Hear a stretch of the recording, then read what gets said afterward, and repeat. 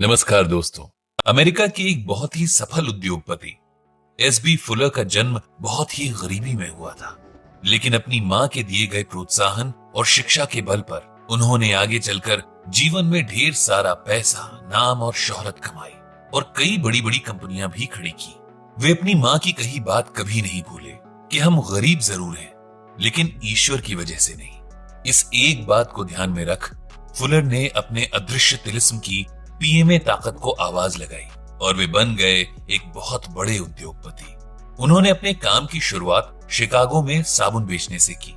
12 सालों तक वो साबुन बेचते रहे। फिर उन्हें पता चला कि जिस कंपनी का साबुन वो बेच रहे हैं वो बिकने के कगार पर आ गई है। उस कंपनी को $1.5 लाख में खरीदा जा सकता है। उनके पास उस वक्त $25,000 की जमा राशि थी।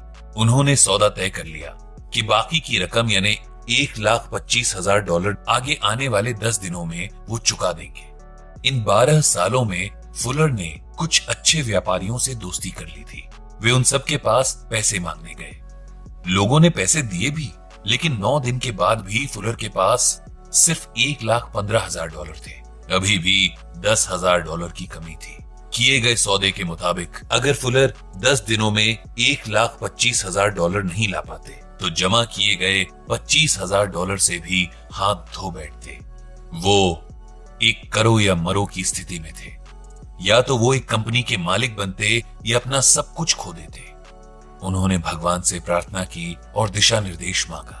प्रार्थना के बाद उन्होंने तय किया कि वो शिकागो शहर की 61st स्ट्रीट में वहां तक जाएंगे जहां उन्हें पहली रोशनी दिखेगी। उस वक्त रात के 11 बज रहे थे। बहुत दूर चलने के बाद उन्हें एक दफ्तर खुला मिला।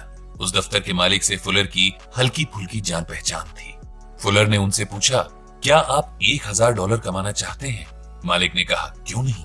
फुलर ने फिर कहा, तो फिर आप मुझे अभी $10,000 दें और मैं आपको वो $1,000 के मुनाफे के साथ वापस करूंगा। उन्हें वहां से $10,000 मिल गए। आगे चलकर उन्होंने न सिर्फ ये वाली कंपनी बल्कि 7 और कंपनियों में पैसे का निवेश किया और जीवन में बहुत सफल हुए।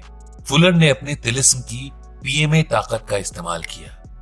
अपनी मां की कही बात कि हम गरीब हैं मगर ईश्वर की मर्जी से नहीं, उसको याद रखा और साबुन बेचने वाला एक मामूली सेल्समैन आगे चलकर 7 कंपनियों का मालिक बना।